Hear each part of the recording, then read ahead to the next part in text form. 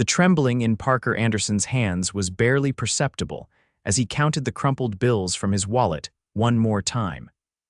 $27.35, all he had to last until payday next Friday. The 36-year-old construction worker had been stretching every penny since losing his steady job 3 months ago, but he'd promised his 8-year-old son, Ethan, this trip to the aquarium for weeks. Looking at the excitement dancing in his son's eyes as they approached the ticket counter, Parker knew he couldn't disappoint him again. "Dad, look, they have hammerhead sharks here." Ethan pointed excitedly at the promotional poster by the entrance, his face alight with wonder. "And manta rays. Do you think they'll let me touch one?" Parker ruffled his son's sandy blonde hair so like his own. "We'll see, buddy. Let's get our tickets first." His heart sank as he approached the counter and saw the admission prices. Adult tickets were $24.95 and children's tickets were $19.95. Even with the discounted Family Friday rates, they were still more than what he had in his wallet. "2 tickets, please," Parker said, trying to keep his voice steady as he handed over his cash, knowing it wasn't enough. The teenage cashier looked uncomfortable. "I'm sorry, sir, but that's not enough for 2 admissions." Parker felt his face flush with embarrassment. Behind him, a line was forming, and he could sense the impatience building. "I thought there was a special rate today," he tried, his voice lowering. "The family discount only applies to groups of 4 or more," the cashier explained. Parker felt a small hand slip into his. "It's okay, Dad. We can come back another time," Ethan said softly, and the maturity in his young voice nearly broke Parker's heart. "Is there a problem here?" A woman's voice asked from behind the counter. Parker turned to see a young woman in her late 20s wearing the aquarium's blue volunteer polo shirt approaching them. She had chestnut hair pulled back in a neat ponytail and warm brown eyes that crinkled slightly at the corners when she smiled. "Brielle, this gentleman is a bit short for 2 admissions," the cashier explained. The woman Brielle looked from Parker to Ethan and back again. Something in her expression softened. "I'm Brielle Novick, the volunteer coordinator," she introduced herself. "Today's actually our community outreach day. If you're interested, we're offering free admission to participants in our educational workshop program." Parker blinked in surprise. "Workshop program? It's a new initiative," she explained smoothly. "We're looking for feedback from first-time visitors about our exhibits. It includes full access to the aquarium, plus a behind-the-scenes tour. Would you and your son be interested in helping us out today?" Parker hesitated, his pride warring with his desire to give Ethan this experience. "That's very kind, but Dad, can we, please?"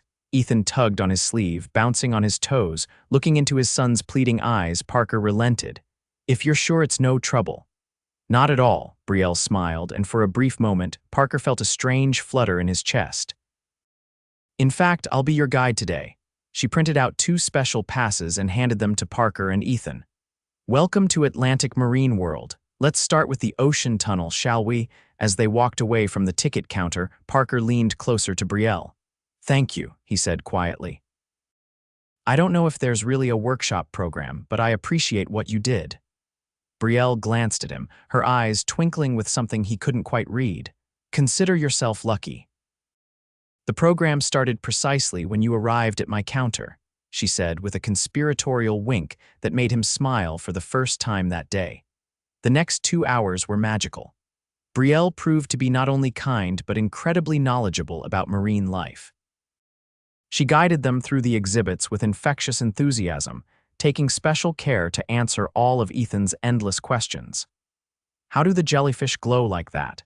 Ethan asked, his face bathed in the ethereal blue light of the jelly's exhibit.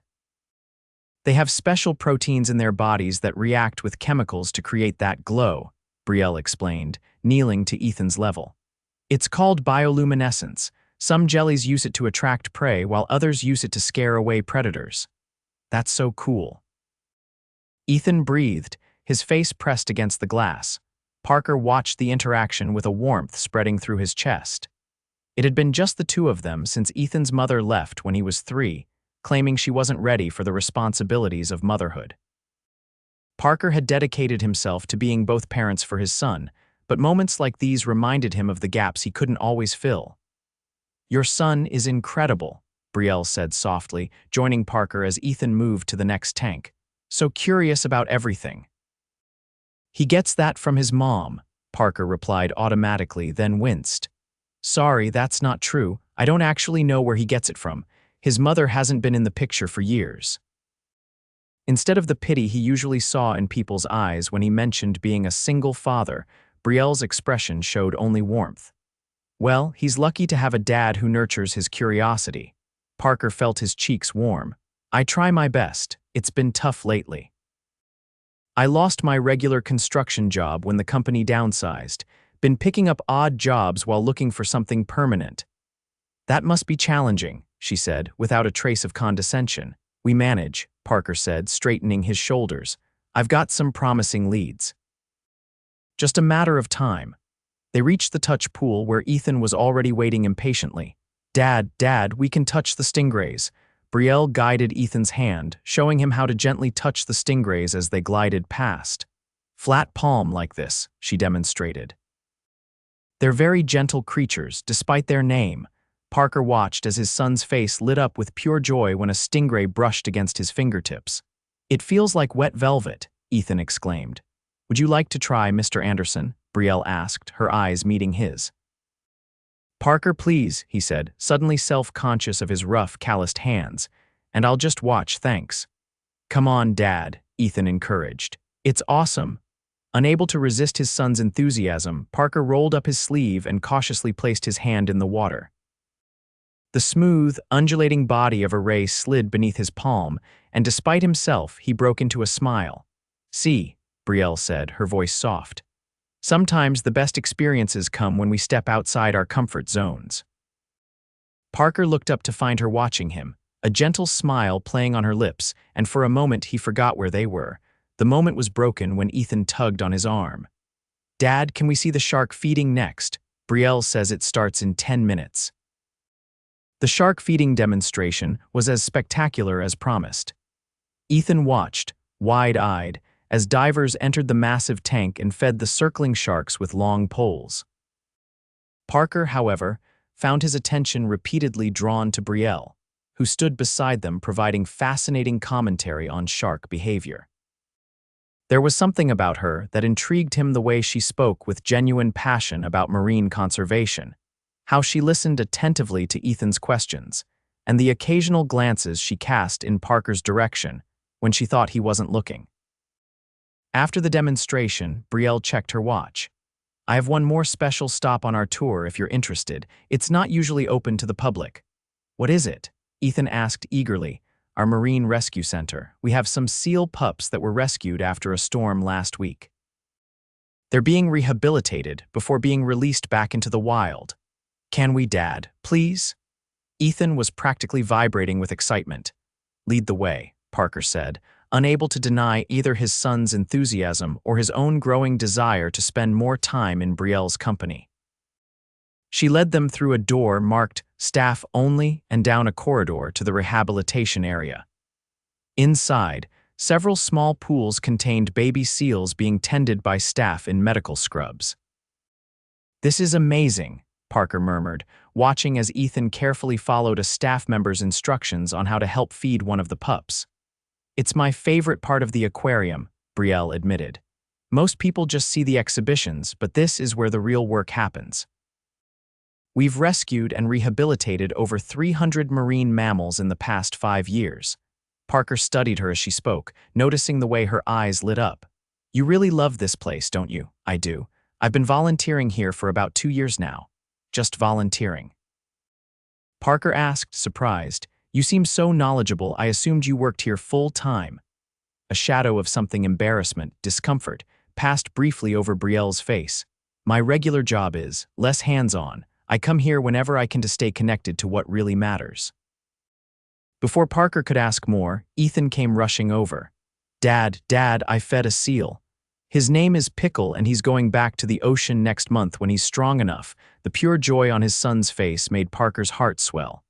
That's amazing, buddy. This has been the best day ever, Ethan declared, throwing his arms around Parker's waist. Thank you, Dad. Parker swallowed past the sudden lump in his throat and hugged his son tightly. "You're welcome, kiddo." When he looked up, he caught Brielle watching them with a soft expression that made his breath catch. As the aquarium's closing time approached, Parker realized they'd spent nearly the entire day with Brielle. She'd shown them exhibits he was certain weren't on any standard tour, shared fascinating stories about the animals, and even snuck them into the staff break room for complimentary ice cream. "I can't thank you enough for today," Parker said as they stood near the exit. "You went above and beyond." "It was my pleasure," Brielle replied, her cheeks flushing slightly. "Ethan asks the best questions of any visitor I've had. Will you be here tomorrow?" Ethan asked hopefully. "Dad said we might come back sometime." Parker winced, knowing that another visit wasn't in their budget anytime soon. Brielle seemed to read the situation perfectly. "Actually, Ethan, as part of our workshop program, you both qualify for season passes. Would you like that?" Ethan's eyes widened to saucers. "Season passes, really? Dad, can we?" Parker frowned slightly, uncomfortable with accepting more charity. "That's incredibly generous, but it's part of the program," Brielle insisted gently. "We need regular feedback from community members. It helps us improve our exhibits." Their eyes met, and Parker saw the sincerity in her gaze. She wasn't offering out of pity, he realized.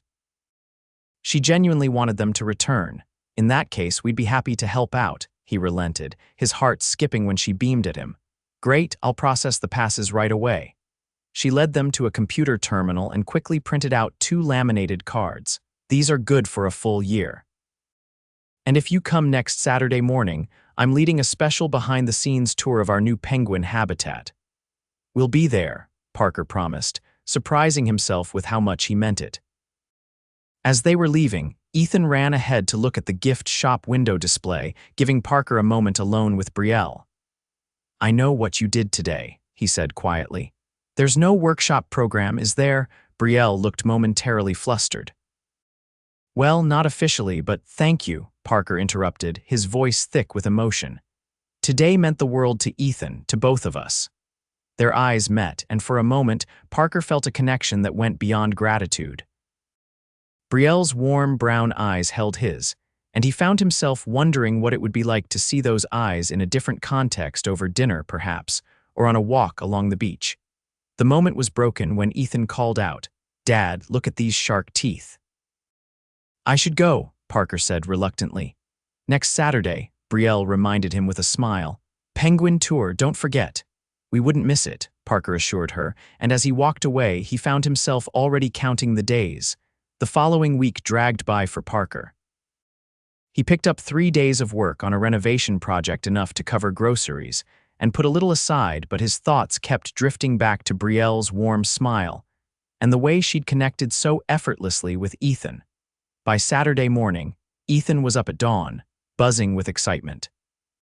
"Do you think Brielle will remember us, Dad? Do you think she'll let us feed the penguins?" Parker laughed as he packed their lunch peanut butter sandwiches and apples, the most economical option. "I'm sure she'll remember you, bud. You asked her about 50 questions about shark teeth." When they arrived at the aquarium, Parker was surprised to find Brielle waiting for them by the entrance, out of uniform in jeans and a casual blue sweater that brought out the warmth in her eyes. "You came," she said, her face lighting up in a way that made Parker's heart stutter. "We promised, didn't we?" Parker replied, inexplicably nervous. "The penguin habitat doesn't officially open until next week, but we're doing a test run today," she explained as she led them inside. "It's just us and a couple of staff members." The new penguin exhibit was spectacular, a sprawling recreation of an Antarctic environment with underwater viewing areas and naturalistic ice formations. Ethan pressed his face against the glass, delighted as the penguins darted through the water with surprising agility. "They're so fast," he exclaimed. "Penguins are incredible swimmers," Brielle explained. "They use their wings as flippers and can reach speeds of up to 20 miles per hour underwater." A staff member approached with a bucket. "Ready for the feeding demonstration, Brielle." To Parker's surprise, Brielle turned to them with a mischievous smile. "Actually, I have 2 volunteers who might like to help." Ethan's jaw dropped. "Us, really?" 10 minutes later, Parker found himself in a special viewing area, wearing protective gloves and feeding small fish to a group of eager Gentoo penguins while Ethan giggled uncontrollably beside him. "They tickle when they take the fish," his son exclaimed, his face alight with joy. Parker caught Brielle watching them, her expression soft and contemplative. When their eyes met, she didn't look away, and the warmth of her gaze stirred something in him that had been dormant for a very long time. After the penguin feeding, Brielle joined them for lunch in the aquarium's outdoor picnic area. Parker felt embarrassed about their simple packed lunch compared to the cafe options, but Brielle seemed genuinely delighted when Ethan offered to share his apple with her. "So, what do you do when you're not volunteering here?" Parker asked, curious about the woman who had so quickly become important to both him and his son. Brielle hesitated. "I work in financial management," she said finally, with a vagueness that suggested she didn't particularly enjoy talking about it. "It's not nearly as interesting as this place." "She probably manages, like, money for the aquarium and stuff," Ethan suggested, munching his sandwich. Brielle smiled, but Parker noticed it didn't quite reach her eyes. "Something like that," she agreed. "And do you have family nearby?" Parker asked, then immediately worried it sounded like he was prying too much. "Not really," she replied. "My parents live in Colorado. I moved here 5 years ago for work. What about you two? Have you always lived in the area, born and raised?" Parker confirmed. "Never had much reason to leave. Though we did take a trip to the mountains last year, didn't we, Ethan?" "Yeah, we went camping and saw bears." Ethan exclaimed, though Parker knew the bears had actually been a family of raccoons raiding their cooler. As they talked, Parker found himself increasingly drawn to Brielle's quiet thoughtfulness and the genuine interest she showed in their lives. She asked about Ethan's school, his favorite subjects science and art, and his friends. She listened attentively as Parker described his work in construction and his hopes of starting his own small contracting business someday. "You know," she said thoughtfully, "the aquarium is actually planning a major renovation of the sea turtle exhibit next month. They're still finalizing the contractor bids." Parker straightened. "Really? I could mention your name to the operations director if you'd like," she offered. "They're particularly interested in contractors with experience in waterproofing and specialized environments." "That would be amazing," Parker said, hope flickering in his chest. A contract with the aquarium could be exactly the break he needed. "I've done similar work for the city pool renovation last year." "Perfect. I'll talk to Jim on Monday," Brielle promised. When it was time to leave, Ethan gave Brielle an impulsive hug. "Today was even better than last time." "I'm glad you enjoyed it," she said, returning the hug with natural ease that made Parker's heart warm. As Ethan ran ahead to the gift shop window again, Parker turned to Brielle. "Thank you again, not just for today, but for potentially putting in a good word about the contracting job. That could be a game changer for us." "It's nothing," she demurred. "They need a good contractor, and from what you've told me, you'd be perfect for the job." Parker hesitated, gathering his courage. "Listen, I was wondering, would you maybe like to get coffee sometime, just the two of us?" Brielle's eyes widened slightly, and for a moment, Parker feared he'd overstepped. Then a slow smile spread across her face. "I'd really like that, Parker." They exchanged phone numbers, and as Parker drove home with Ethan chattering excitedly in the backseat about penguins and sea turtles, he felt lighter than he had in years. 2 days later, Parker's phone rang with an unknown number. It was Jim Peterson, the operations director of the aquarium, asking if Parker could come in for a meeting about the sea turtle exhibit renovation. By the end of the week, Parker had secured a contract that would not only provide steady income for the next 3 months, but also potentially lead to more work with the aquarium's expansion plans. That Saturday, while Ethan was at a friend's birthday party, Parker met Brielle for coffee at a small cafe near the waterfront. Away from the aquarium, in a simple blue dress with her hair loose around her shoulders, she seemed both familiar and new. "I can't thank you enough for recommending me for the contract," Parker said as they settled at a corner table. "Jim mentioned you spoke highly of my work." Brielle looked slightly embarrassed. "I just told him you were experienced and reliable, the rest was all you." "Still, it means a lot. Things have been tough since I lost my regular job." This contract is exactly what we needed. Their conversation flowed easily, moving from work to childhood memories, favorite books, and eventually to how they each ended up on their current paths. Parker told her about meeting Ethan's mother in high school, their brief marriage, and her departure when parenthood proved too challenging for her. "It must have been difficult, raising Ethan on your own," Brielle said softly. "Sometimes," Parker admitted. "But he's the best thing that ever happened to me. Every sacrifice has been worth it." Brielle's eyes were warm as she looked at him. "He's lucky to have you. The way you two are together, it's special." "What about you?" Parker asked. "How did you get into financial management?" "Was that always the plan?" A shadow crossed Brielle's face. "Not exactly. I actually studied marine biology in college. I wanted to work in conservation." Parker was surprised. "What changed?" "My father became ill during my senior year. The medical bills were substantial. I had a minor in business, and a family friend offered me a position at their investment firm. The salary was much better than what I would have made as a research assistant, so you put your dreams on hold," Parker finished for her, understanding dawning. Brielle nodded. "I told myself it would be temporary, just until my father recovered and the bills were paid. But 1 year turned into 5, and I discovered I had a knack for it. By the time my father was better, I was managing major accounts and making more money than I ever thought I would. And the aquarium volunteering. My way of staying connected to what I really love," she said with a small smile. "It keeps me sane when the corporate world gets too overwhelming."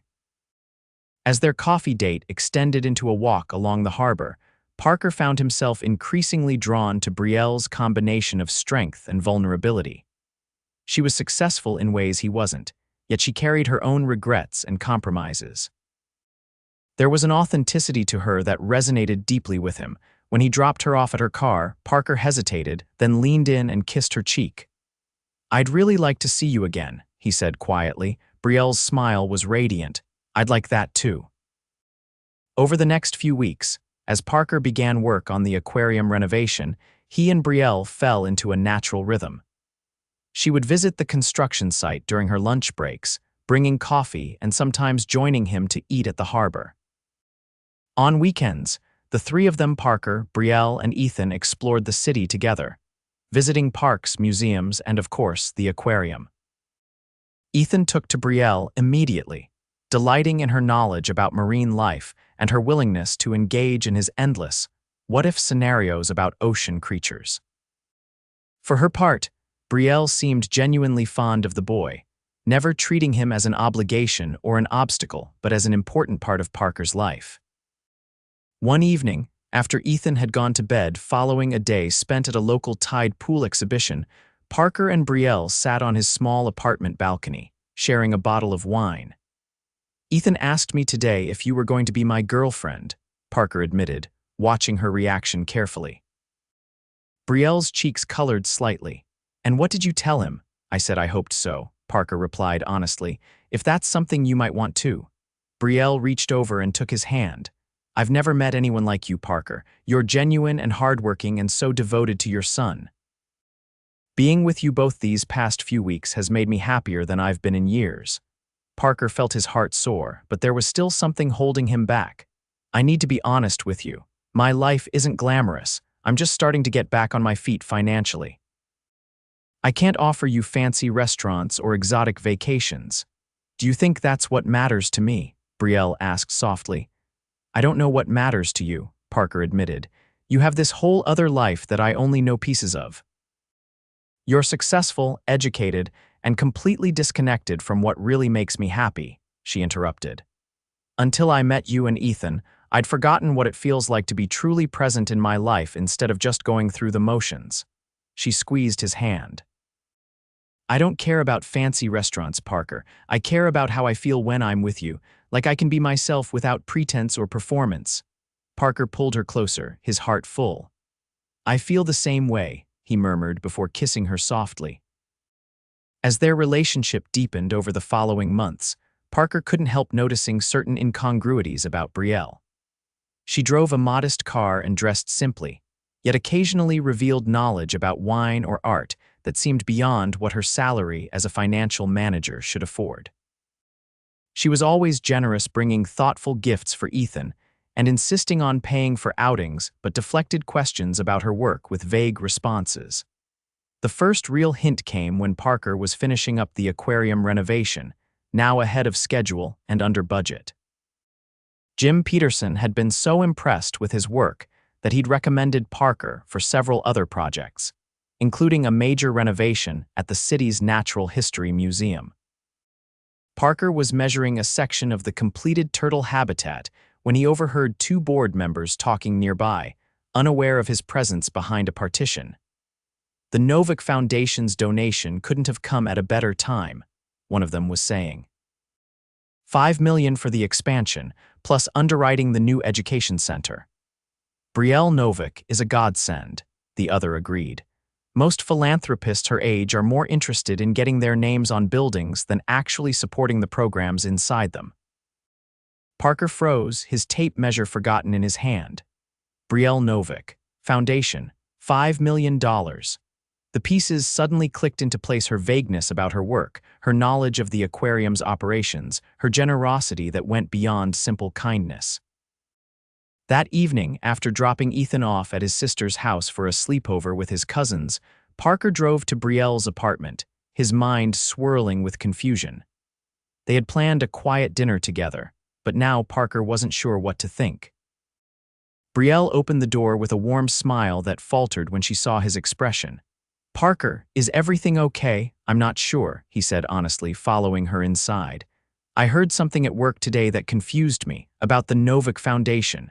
Brielle stilled, then sighed deeply. "I was going to tell you," she said quietly. "I've been trying to find the right time. So it's true, you're not just a financial manager," she gestured for him to sit down on her sofa. "I am a financial manager of my family's foundation. My grandfather made a fortune in sustainable energy technologies in the 1980s. When he passed away, he left the majority of his assets in a foundation to support environmental and educational causes." "And you run it," Parker said, trying to process this information. Brielle nodded. "Along with a board of directors, yes, but that's not who I am, Parker, it's just what I do." "Why didn't you tell me?" he asked, hurt seeping into his voice. "Because every time I've told someone in the past, everything changed," she replied, her eyes glistening. "Suddenly I wasn't just Brielle anymore. I was Brielle Novick, the heiress, the philanthropist, the potential investor or donor or connection to other wealthy people." She moved closer to him on the sofa. "With you and Ethan, I was just me for the first time in years. You liked me for my knowledge about marine life, for my terrible jokes, for how I am with your son, not for my family name or my foundation's assets." Parker took in her words, recognizing the vulnerability behind them. "Do you really think I'm that shallow? That finding out you have money would change how I feel about you?" "I didn't think you were shallow," she corrected gently. "I was afraid that you might pull away because you'd think we were too different, or worse, that you might stop seeing yourself as my equal." The truth of her words hit Parker hard. Wasn't that exactly what he'd been feeling earlier? Like they belonged in different worlds. "I should have trusted you more," Brielle continued. "But the longer I waited, the harder it became to bring it up. I'm sorry, Parker, I never meant to deceive you." Parker took a deep breath, processing everything. "So that first day at the aquarium, I wasn't officially volunteering that day," she admitted. "I was there for a board meeting about the expansion project when I saw you at the ticket counter." She shrugged. "I just wanted to help." And the season passes. The Penguin Tour, the contract for the renovation. The passes where real board members can issue them at their discretion. The Penguin Tour was arranged specially, yes. But the contract? Brielle's eyes flashed with a hint of indignation. "You got that entirely on your own merits. Jim was impressed with your portfolio and references. I merely made the introduction." Parker ran a hand through his hair, trying to sort through his feelings. Part of him felt deceived, but another part understood her reasons for keeping her wealth private. "I don't care about your money, Brielle," he said finally, "but I do care about honesty. We can't build anything real if we're hiding important parts of ourselves." Brielle's eyes filled with tears. "I know, you're right. I should have told you sooner. Does this change things between us?" Parker really looked at her and realized that, despite his initial shock, his feelings hadn't changed. She was still the same compassionate, intelligent woman who connected so beautifully with his son and who had brought joy back into his life. "It doesn't change how I feel about you," he said softly, "but it might take me a little time to adjust to the idea." Relief washed over Brielle's face. "Take all the time you need. I'm not going anywhere." She hesitated, then added, "There's something else you should know. I've been thinking about making a change. I want to go back to marine biology, maybe not full-time research, but teaching or conservation work. The foundation will always be part of my life, but I want to reconnect with what really drives me." Parker reached for her hand. "I think that sounds perfect." Over the next few weeks, Parker and Brielle navigated this new dimension to their relationship. She showed him the foundation's offices downtown and introduced him to her small staff. She was honest about her financial situation, substantial but not extravagant, and her hopes for using her resources to make meaningful change in areas she cared about. For his part, Parker worked on overcoming his instinct to feel intimidated by her wealth. He reminded himself that their connection was based on something far more valuable than money-shared values, mutual respect, and genuine affection. 6 months after their first meeting at the aquarium, Parker's contracting business was flourishing, thanks partly to the reputation he'd built with the aquarium renovation. Brielle had reduced her hours at the foundation and started teaching marine biology courses at the local community college, a change that had brought a new light to her eyes. And Ethan. He had blossomed with Brielle in their lives, his natural curiosity nurtured by her knowledge and encouragement. When Parker finally explained to his son about Brielle's foundation, Ethan had simply shrugged and said, "Cool. Does that mean she can help save more turtles?" On a crisp autumn evening, exactly 1 year after their first meeting, Parker took Brielle and Ethan back to the aquarium for a special after-hours visit. The staff, many of whom had become friends, had helped Parker arrange a private moment in front of the sea turtle habitat, the same one he had rebuilt with his own hands. As they stood watching the graceful creatures swim overhead, Parker dropped to one knee and pulled out a small velvet box. "Brielle Novak, this past year has been the most extraordinary of my life. You came into our world unexpectedly and filled it with wonder, just like these creatures fill this habitat. I never thought I'd find someone who could love not just me, but my son, with such openness and generosity of spirit." Tears glistened in Brielle's eyes as Parker continued, "You've shown us both that the most precious things in life can't be bought or sold, they can only be given freely. I don't have millions to offer you, but I promise to give you every ounce of love, respect, and support that I have. Will you marry me?" "Yes," Brielle whispered, her voice choked with emotion. 1,000 times yes." As Parker slipped the modest ring onto her finger, one he had saved for months to purchase, Ethan rushed forward to hug them both. "Does this mean we're going to be a real family?" he asked hopefully. "We already are a family," Brielle answered, pulling him close. "This just makes it official." As they stood together under the blue light of the aquarium, Parker marveled at how a single act of kindness on a day when he couldn't afford 2 tickets had led to this moment. The wealthy volunteer and the struggling dad had found in each other something no amount of money could buy: a love based on acceptance, understanding, and the shared joy of raising a curious, compassionate child. 6 months later, they were married in a simple ceremony on the beach, with Ethan proudly serving as best man. The following year, they welcomed a baby girl they named Marina, in honor of where they first met. Parker's contracting business specialized in eco-friendly renovations for public institutions, while Brielle divided her time between teaching, foundation work, and their growing family. And every year on the anniversary of their first meeting, they returned to the aquarium not as a volunteer and visitors, but as a family who had discovered that the greatest treasure isn't found in bank accounts or trust funds, but in the hearts of those who see past surface appearances to the true worth beneath.